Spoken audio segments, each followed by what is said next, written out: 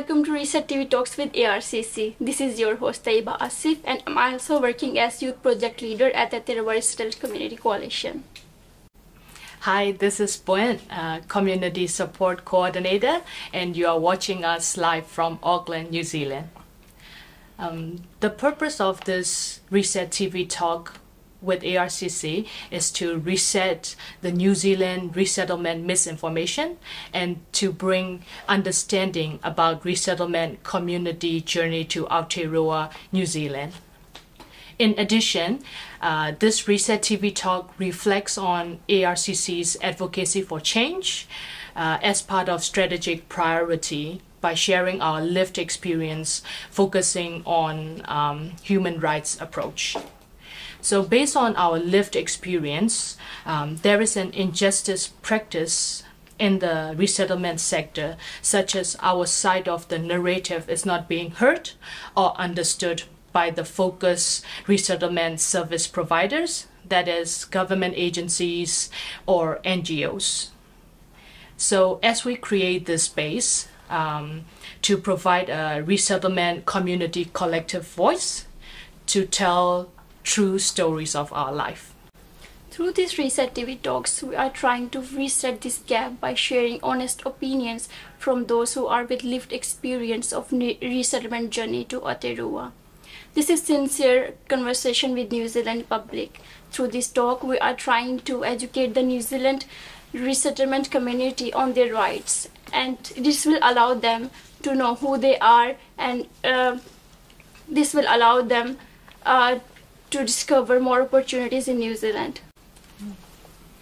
So now I would like to introduce our team who are participating in this Resett TV Talk. Yeah, now I would like to welcome Mr. Abban, who is the author, advocate and CEO of ARCC, and he's providing his services in New Zealand resettlement sector for more than 15 years. Asif is ARCC Communication and Engagement Officer who connects and engage with the community. He's been here with ARCC for 4 years, and he's originally from Pakistan.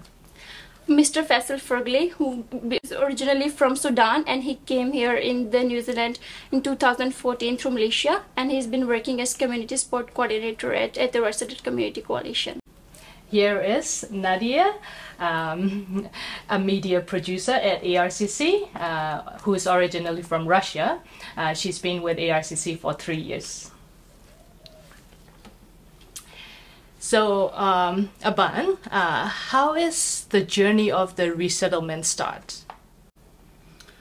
First of all, before I go to how the journey of the resettlement start, I would like to acknowledge our hosts, Taiba and Poen. Thank you so much for welcoming us to a very important conversation, and thank you for having us. First of all, the resettlement journey starts when people really forced to leave their country of origin, whether through active war or through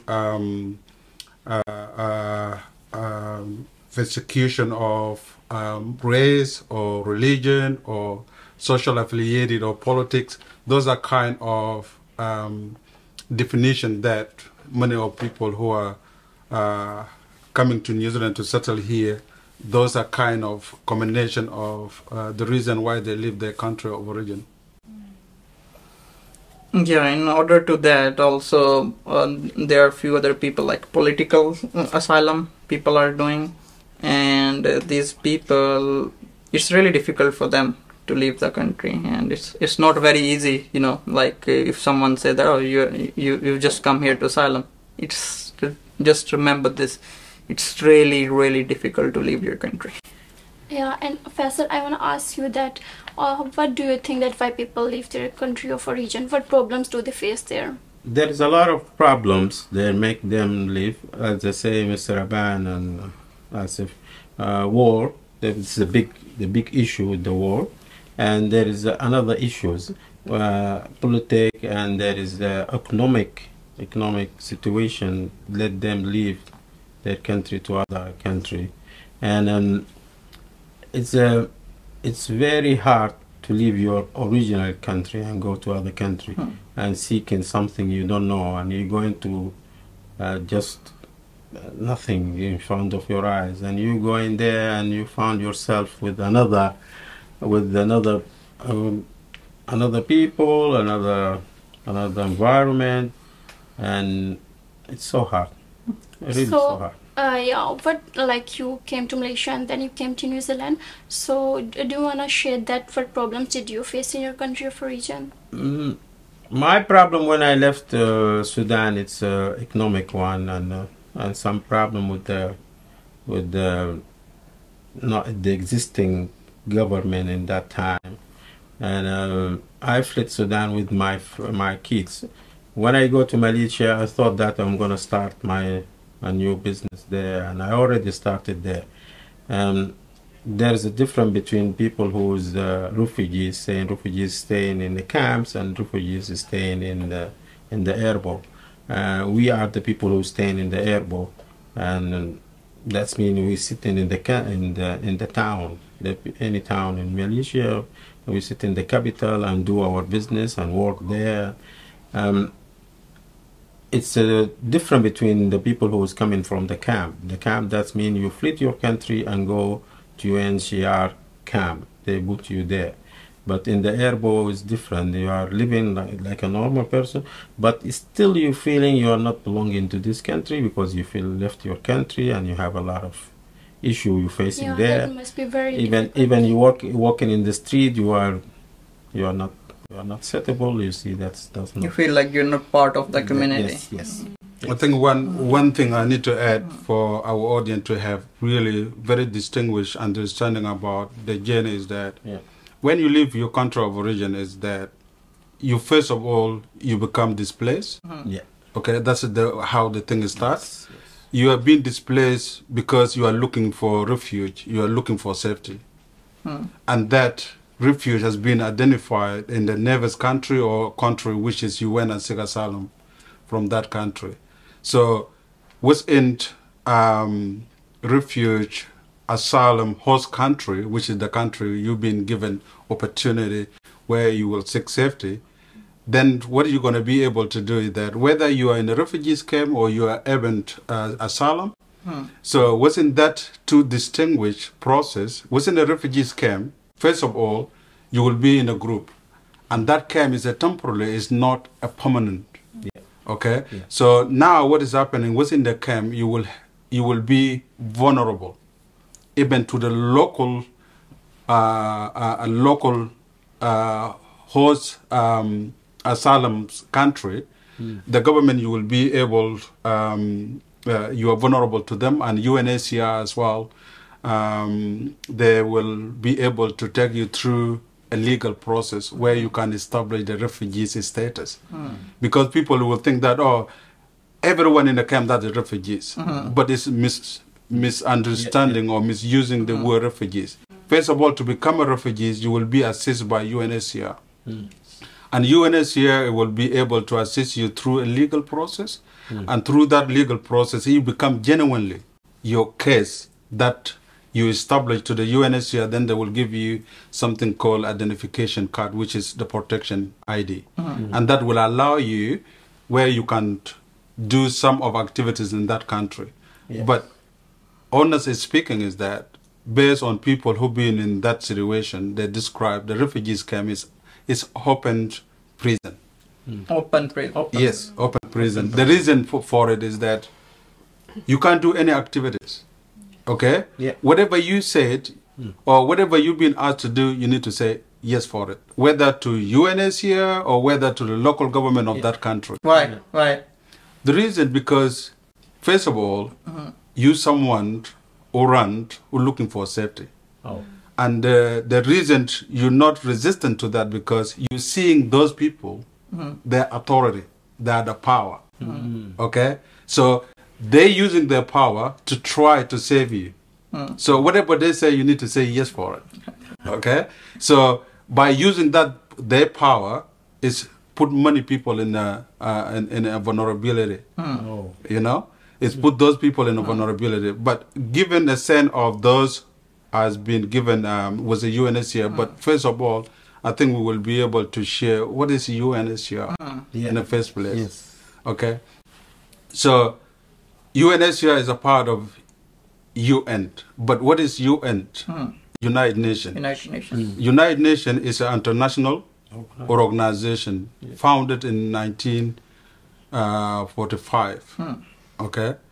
Its purpose to facilitate and cooperate international law, okay, international security, economic development, social progress, and human rights, and also achieving the world peace. So that's their main job. Yeah. And then in 1950, the UN created UNHCR, and UNHCR stands for United Nations High Commission for Refugees. So their job is just to make sure anyone in a situation of displacement, situation of the refugees, this is their job. And their job being mandated to really to safeguard and well-being of refugees, for those who've been identified as genuine refugees, is to safeguard of them and then their well-being. And what is important is that the solution that those people are provided, because refugee situation is temporary situation. Yes. It's not a permanent. So when people come to asylum countries, is there right, or do they directly become refugees over there, or what sort of process they need to go through there? I think the process I have mentioned it No, before. I mean like what? So how? So like if I'm going to a refugee host country, and so what do I need to go? So do I need to go to the UNHCR office, and then is there interview, or how the process will take place? It depends on individual or a group situation, because each country have their own policy toward UNHCR. UNHCR is an international organization, as I had described before. But their main work, they don't work in isolation. They work alongside those governments.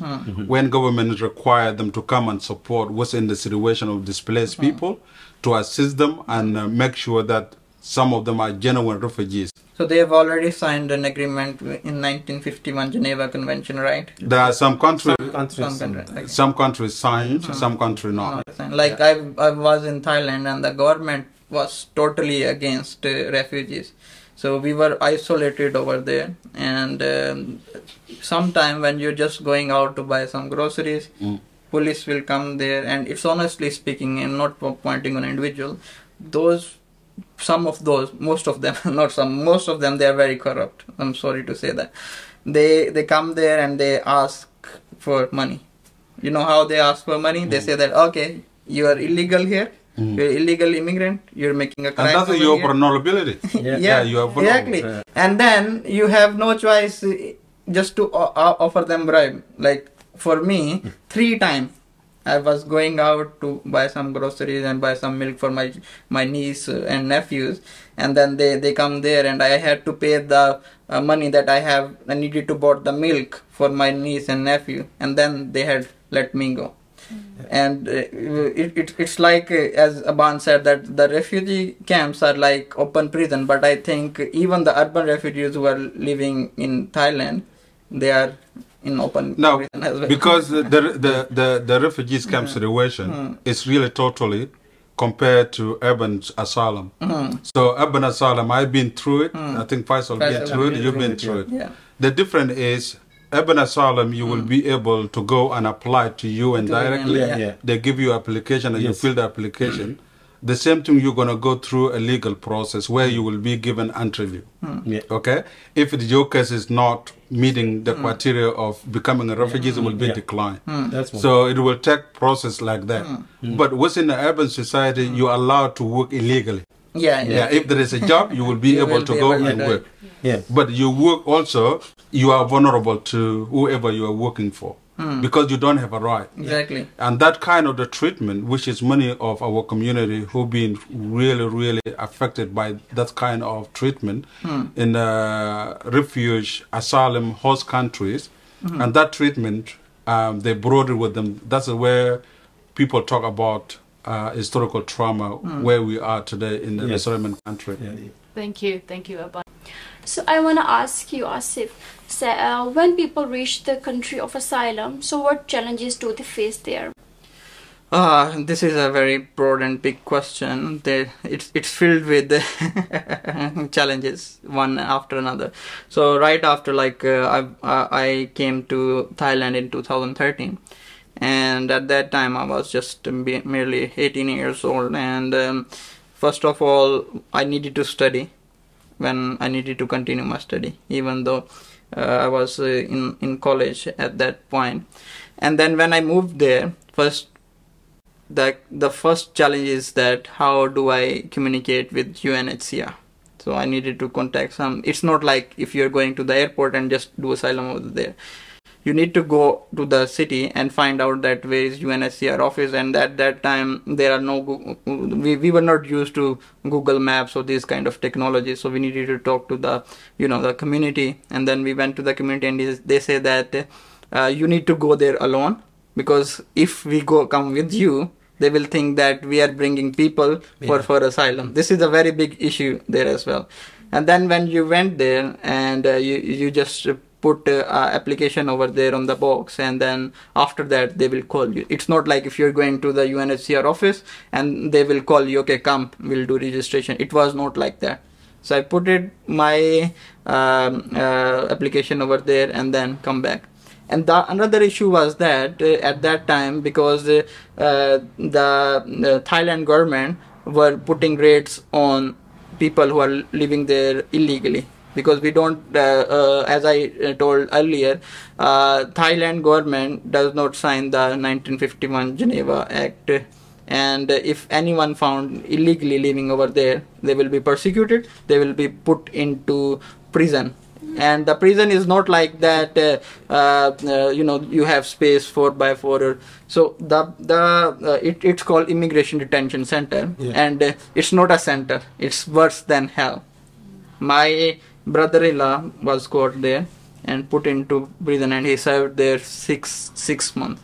And the way that they say that the living there was is worse than hell, because the space over there, like this room we are sitting there, around 100 people in this very room, and they say that 2 people stands up and then 1 person can able to sleep. And the food was like water, and they put just cucumber in it, and you need to eat it for rest of the days you're there. So they gave you 2 choices. They say that, okay, stay in the prison as long as you like, because we cannot send you back to your country of origin, because you are protected by UNHCR. But the second thing is that you go back to your country voluntarily. So this means you have no choice. So if you go back to your country, your life is at risk. If you continue staying in the prison, still your life is more risk. You've already faced a trauma back in your country, regardless, if you were coming from war, if you're coming from a religion or race persecution or discrimination, you faced a lot of challenges there. And then you say that when you go to a country of asylum, your life will be safe, but your life gets harder and harder and harder. It's not only my story. Faisal is there, he faced similar same thing journey. Aban is there, faced similar journey. Same thing. And you die and live every day. Every day you wake up and you think that tomorrow is going to be a better day. So but don't nothing the changes. government of the country of asylum or the organization do anything about that? No, I think I can respond to that as well. The country of asylums, they work alongside with the UNHCR, because UNHCR put them accountable if they do inhumane things. But as you know, every country have its own record or have its own government how to treat illegal migrant to their country. But there is something here I want to share with our audience, is that because sometimes you think in the future, if I go to that country, I will find better. It's just a dream, because it's not real. And when you go and read there, you find the reality is not what you thought about. Yes. Okay? So many of us was in that situation. But to summarize, the challenges within refuge, asylum, host country, is that inhumane treatment. Yeah. Okay? When people talk about human right, that is an inhumane treatment. Okay? So why we having this conversation? Because there are many people who never been in that situation. And they think that, the journey that people arrive in New Zealand is very simple. Even some people that cut it short, they talk about, it's a refugee journey. But before refugee journey, you've been displaced in first of all. You've been given refuge opportunity. And then through legal process within the UNHCR, then you become a refugee. And that, as I said before, is a temporary situation. Then you will be able to be given opportunity of the permanent solution, which is UNR. So UNHCR has been given the mandate that to have the permanent three solution, which is they call it a durable solution. Yes. Whether UN return you to your country of origin, that will become a solution, and that is permanent. You're not a refugees anymore. Either there is something called local integration. If the country of asylum give you opportunity to resettle there, that is called local integration. Then you're not longer to become a refugees. Now UN make a successful achievement for every individual who have been given that opportunity. But the more challenging one is to settle in a third country. Yes. Okay? Yeah. The resettlement in third country, within the million of refugees in the world today, there is a 1% chance for those to go and settle in So you are saying like 89 million people are displaced at the moment, And still and less just than only 1% 1%. to be allowed to go and settle in a third country. And to settle in a third country, the process is not easy. First of all, you will start from the registration, UNHCR registration office, and then you will be moved to a resettlement branch. Within the resettlement branch, then they will be able to try to find the resettlement countries. But if they find resettlement country, for example, of New Zealand, then New Zealand have its own category as well, how to select refugees. Yes. Okay? Within our New Zealand process here, we have three categories, which is New Zealand select refugees, how they come from offshore as a refugees to New Zealand as a permanent resident. under refugee quota program. Under refugees quota program. Because what we are discussing here is the journey of people arrive in New Zealand under refugees quota program. So within that, Immigration New Zealand will be able to assist individual cases in terms of the security, in terms of risk, in terms of all those stuff. But you need to meet those three categories. Women at risk. When I talk women at risk, include girls. Medical attention and disability. And then emergency cases. Emergency cases like your case was emergency cases, your case was emergency cases, my case was emergency cases. Because those countries of refuge, asylum, host country, they're not allowed on earth to settle there. Okay? We are in the risk of prison or get deported to your country of origin. And the majority of people who return by force to their country of origin, majority of them killed. They will not survive. So now, for our audience who never experienced this, it's not easy. And then one thing that people need to understand, when people selected to come to New Zealand, it's not individual or family choice. It's a UNHCR choice. Yeah, that I think we need to shed more light then. Aban, did you choose to come to New Zealand? Or Faisal, did you choose to come to New Zealand? No, I did not choose to come to New Zealand because UNHCR at the time, they are advocate on my behalf.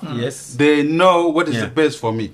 So when I've been given opportunity to say, now you are in danger and you're illegal to stay in Syria, we need to evacuate you as soon as possible. Where? I don't have any idea. And then they come, they're saying, okay, there is a delegation coming from New Zealand to Syria. We will be able to put your application to New Zealand. If they accept your application, then we will do the process so that you will go to New Zealand. I know nothing about New Zealand. And then when application become positive is that I'm going to go to live to New Zealand, then I start searching about where in New Zealand, which remind me, going back to the geography when I was in intermediate, it's a tiny island, just close to Australia. First of all, it's a green country, like South Sudan where I come from, That's and also the sheep is more than people. That's what I'm saying. Yes. When they select me to New Zealand, I called my wife because it's I must call her and I say that's we accept. Say, where are we going? Europe? Yeah, so many people can misunderstand that it's in Europe. Like my community member, they say, okay, you guys are New Zealand. Oh, it's a good country because it's in Europe. What's Europe? Yeah. So now, what is interesting part made me really, I am able to pursue my future was English is the first language. The second language is Maori, and the third language is sign language. Yeah. Okay. Even when I told my wife about this news as well, she was surprised, like your wife as well. And she was saying, where is New Zealand? And I said, based on my research, I find New Zealand is a tiny island close to Australia. Oh, we are going to Australia. And I said, no, just close to Australia. Yeah. And then what you were responding said, whatever we go to get out of this hell. Let's do it. Okay? Let go, because we are working. All of us, we are working, and I work 7 days a week. The good thing about it as well, to be honest with you, Syrian people, they treat us with respect because the Syrian government, even Syrian people, if you're a hard worker, they love you most because what they need you is that you are working and you just doing what is necessary. Every human being can do. They don't have problem with you, but they're against those who are not working. Yeah. So we're having an opportunity, and for coming to New Zealand, here we are now. So how long did it take for the whole process? For me, I have 5 years appealing my application. Even I've been in prison for 3 months and 10 days because of staying there illegally. So after my application had been accepted, this is what many people don't understand. I have 5 months been protected as a refugee in Syria. 5 months. Just 5 months. After 5 months, because within that 5 months, there is something called adjustment of immigration status. I don't know if you guys know about it. That is done by New Zealand. So what they're doing is that New Zealand government will be able to give you a permanent resident. Before you arrive in New Zealand. Before even you arrive, you get a you need to get a permanent resident because that's your new travel document. And now you've been recognized, you have a place to call home. You ride like any other New Zealanders here. So you save now. UNHCR, they tick their boxes, they find a permanent solution for you. You know? So when we arrive here, it was really is not very complicated compared to Syria, Damascus. So everything was just new to us. But what is most importantly is that for people to understand that when we arrived here, I was surprised when I reached to Mangere Resettlement Center. They call it the refugee center. And that is the question in my mind. New Zealand is not a refugees country. New Zealand is a resettlement country. Why do they have refugees center here? Because people they say it's a refugee center. I say no, it's a misleading using terminology. Because people who have done asylum or got their residence, they are not living there. The people who are living in a refugee center, they are resettled people. How we call that refugee center, and we coming from overshore, our side offshore, with the permanent resident. There is some people here living until now with the resident, and we come in with the permanent resident. That means we are a citizen of this country. But one thing I do like to highlight is that when you've been treated inhuman in your asylum country, and when you come here, and those people who are receiving you, they treat you with respect, love, and dignity.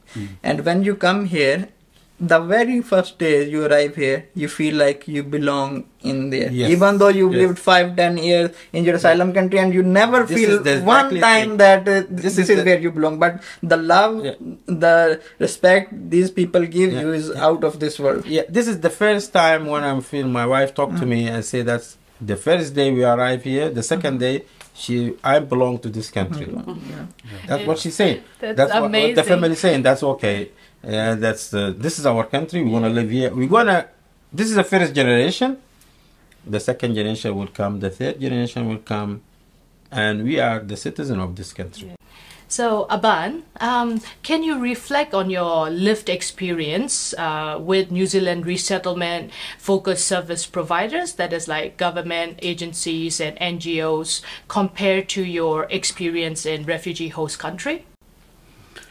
As we have mentioned before, this is a narrative we are sharing with our audience, is that it's our honest experience, opinion on our lived experience.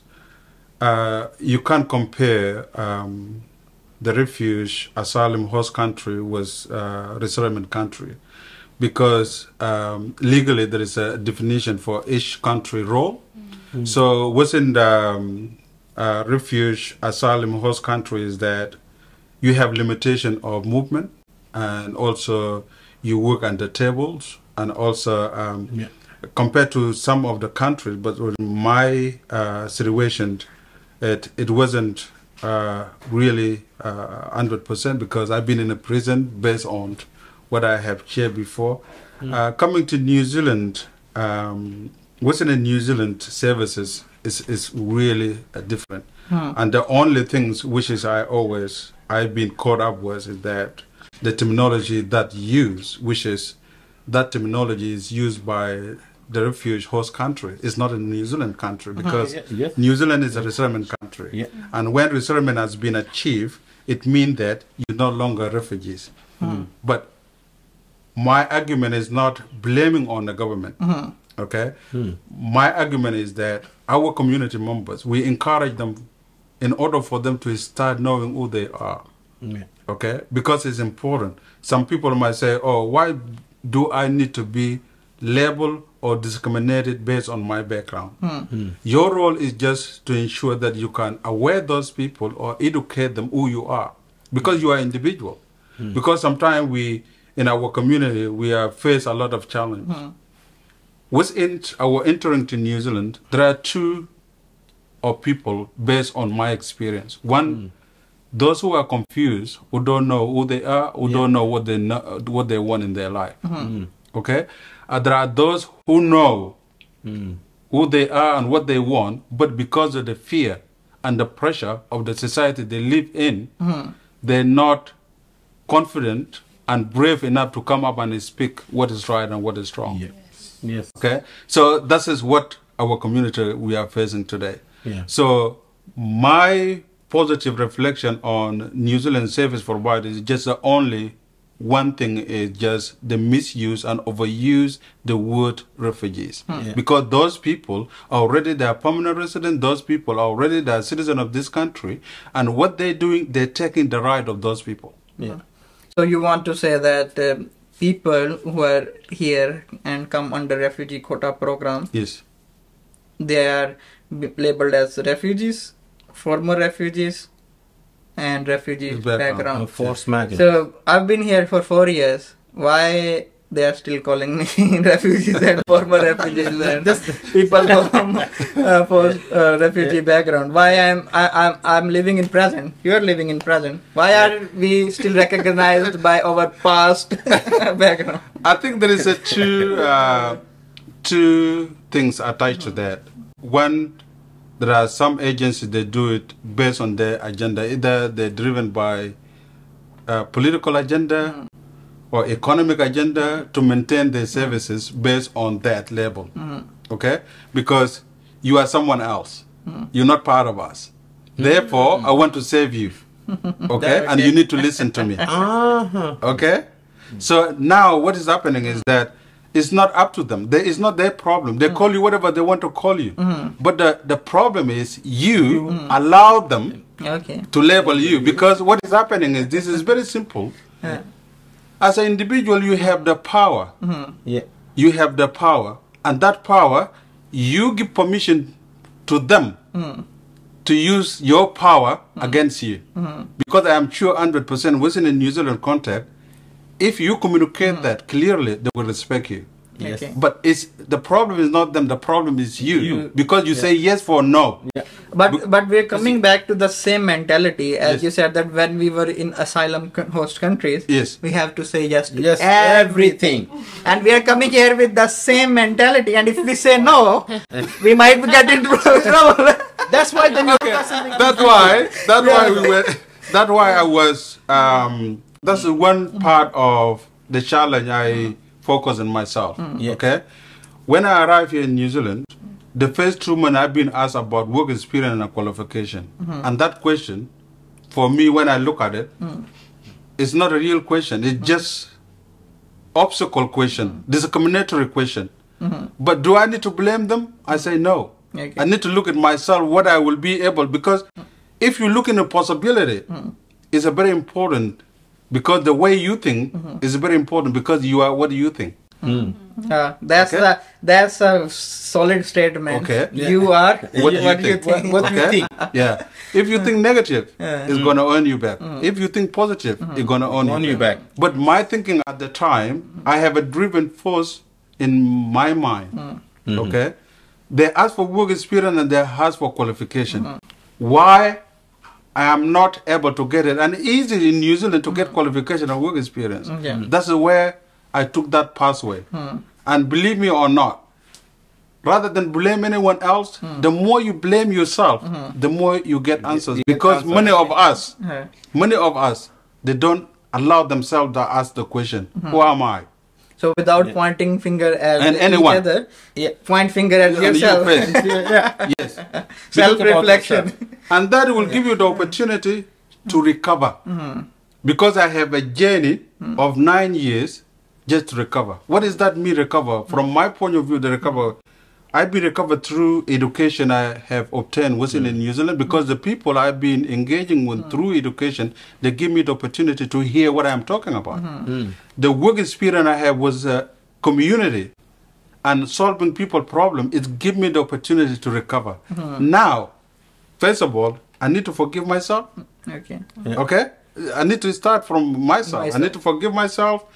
I need to bring my life, because I need to ask myself a question. Who am I? Is Aban name? Or my religion? Or my country of origin? Who is Aban? Who is Aban? Okay? Yeah. So that is a society control. My name has never been given by myself, been given by my parents. Yeah. The country of origin, No choice. I find myself there without choice. Being in New Zealand is the same thing. Yeah. But when I look at myself, who is Aban or who is me as a person, is just about the purpose in life. What is my purpose in life? Acknowledging that there is a creator brought me to this world. There is a purpose. That's Okay? And my purpose is to ensure that what I do, that will describe me. And how I do it, knowing, sharing. And we are here now sharing the lived experience of what we have. And that is the most important gift any human being can do. And I have a question for you about why the service provider always talking about refugees in this country, and I don't see any refugees and I don't see any camps. What's the problem with them? Again, I'm going to repeat it. The answer is that there is an affiliation of political agenda to it. What kind of political agenda? Okay, the political agenda is that if they don't use that terminology, how they're going to get resources to support you? So indirectly, if they don't have resources, how they will serve you? Support you. How they will support you? Because So it's not their fault then. That means they use this terminology to support us or to support themselves. Okay, let me ask you a question. They say you are refugees, isn't it? Yeah. Give me your refugees identity. I don't have it. You don't have it. So why you allowing them to say yes? And how we can stop the thing? Why they say... Okay, If you start, the rest of people who start to recover, they're going to start. And that's why we are encouraging our community. Some people might say that okay, I'm from let's say Pakistan, and I came here as a refugee, and the problem that I have is that I'm still here. I'm a refugee. Those people also don't want to try to change and call themselves new resident or resettled people. What message do you want to give to those people? Entirely, we live in a democracy country. What's in a democracy country that is, we need to exercise everyone's right. Okay? In our opinion, as our organization, we advocate on behalf of those people who can get their right. So we show them the way and up to them how they're going to go about it. So you're not forcing anybody to... No. What is important is that understanding. Okay? What is drive human progress anyway? I talked about it before. That's one of the UN where they were talking about human progress, human rights, economic development, international so what security. are you presenting are just mere facts, not just talks, right? Yes, it's just the fact is that everyone deserves to have right, and we live in New Zealand today, and New Zealand is one of the countries and who have a human rights record. And the fact is that once 3 durable solution met, you're not a refugee anymore. Is that? Yes, that's a simple solution. Like because what is happening, as if, like I said, there is a heading agenda, either a political agenda or economic agenda, driving the narrative of that to be changed to something else. If you ask anyone, okay, I've been working with supporting university students, those who do PhD and master degrees, and also lecturers in universities as well, when it comes to a use of terminology of refugees.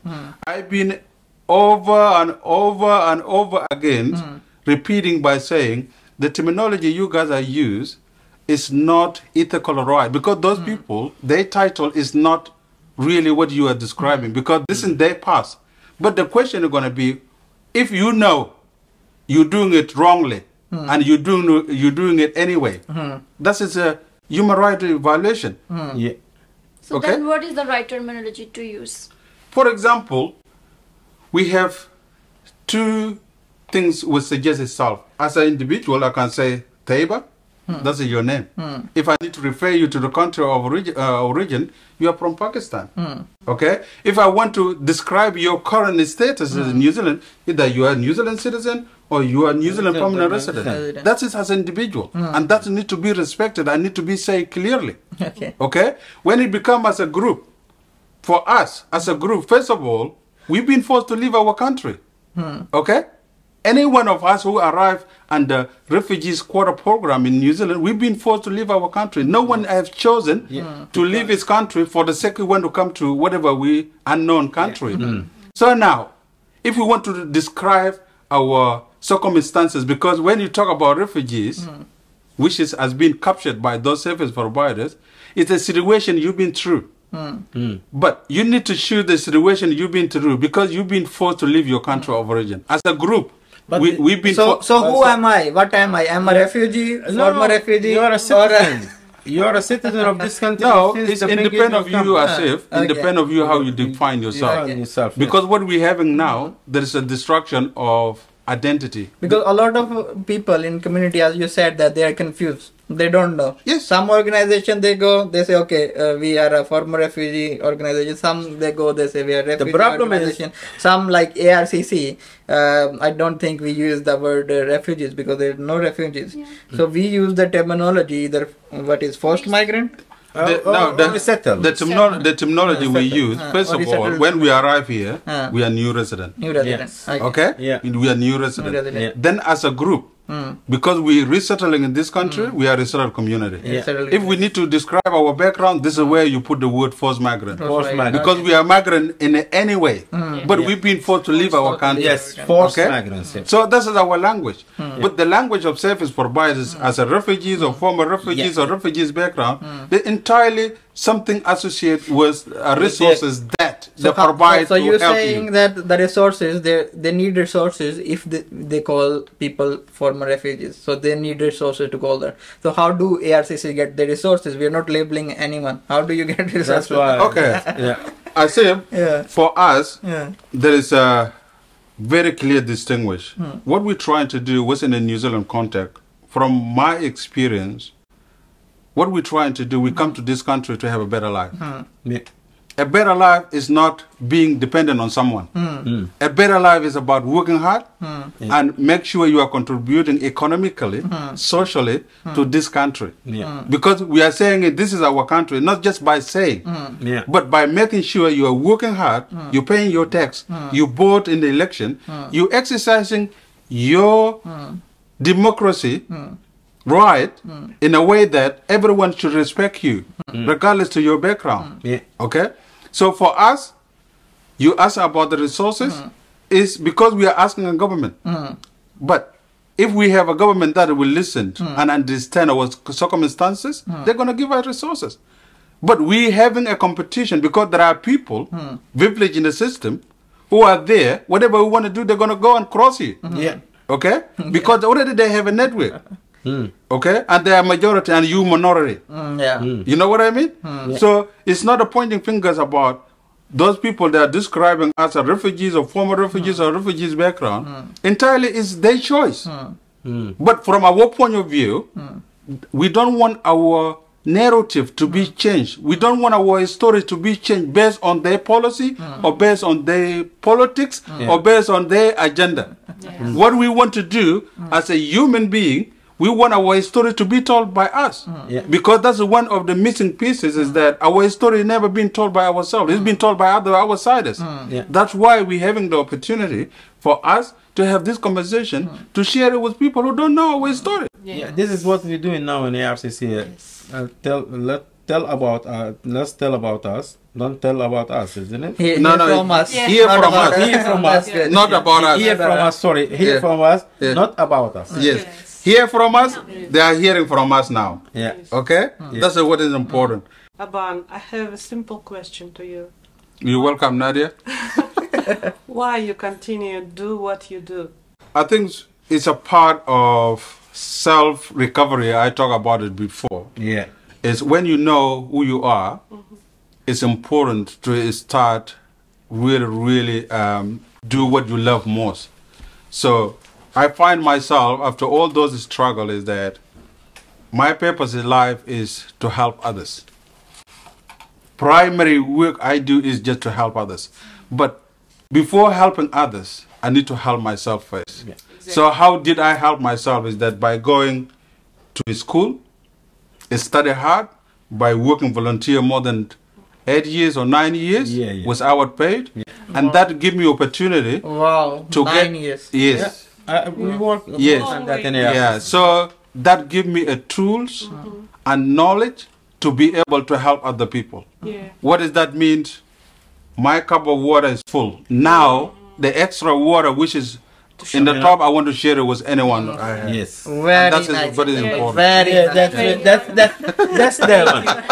You see, that's actually working volunteer. ARCC start from the beginning as a volunteer. When I come 2014, and I met a band 2014 January, not January, I think June.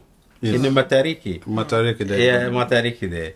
And we start to know each other and we start to go inside the RCC. I said, and you work in the RCC as a general manager and you're not paying. And we enjoying all those people as a volunteer.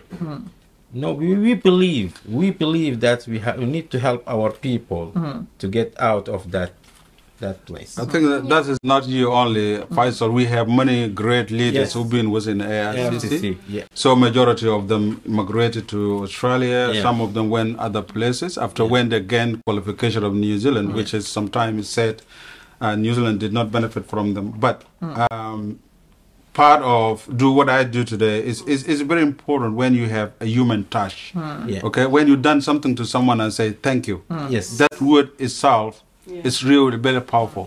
And New Zealand provides that opportunity. That's why I can see there are many people in our community, they can't see, they're blind. Because New Zealand, there is opportunity, and that opportunity, they can't see it. What they see, only negative things. But they're not seeing the real New Zealand. Okay? That's why we are trying to bring this talk to our community in order for them to start opening their eyes. Nadia, thank you for your questions. I have advice to you and for our community as well, but I need to quote American motivational speaker, Les Brown. He was talking about when he was young, and he asked an old man, and he said, "Young man, if you want to be successful in your life, you need to change your mindset." Okay? Yes. By doing that, there are three things you need to exercise that. One, you don't get in life what you want. You get in life who you are. The second thing is just practice OQP. Only quality people. The third one was develop your communication skill. Yeah. Yes. Because when you open your mouth, you let the world know who you are. Wow. Okay? So this is for our community members to start doing healing process. If you understand this, that will help you, and will help you to understand, to see the opportunity what New Zealand can give you. Yeah. New Zealand is a beautiful country ever anyone can hope to Best live in. country. Best country. And the opportunity you have in here, I don't think so. You're gonna have it in other places in the world. Very good example. Pakistan is a country that who given me birth, but New Zealand is the country who is raising me. So I have two mothers. I'm proud to say that. Thank you for listening. Yeah, thank Yeah, you very that's much. good. About That was a very good discussion. Thank you guys for sharing your opinions, and we will continue our talk in next session, and we will be discussing family reunification journey to Aotearoa. So yeah, hope to see you soon next month, same place, same time, and remember, you are not a refugee, you are a New Zealander. Don't let anyone let you down. Yeah. Yeah, thank you so much. Thank you, guys. Have a good day. Thank you. Bye. thank you.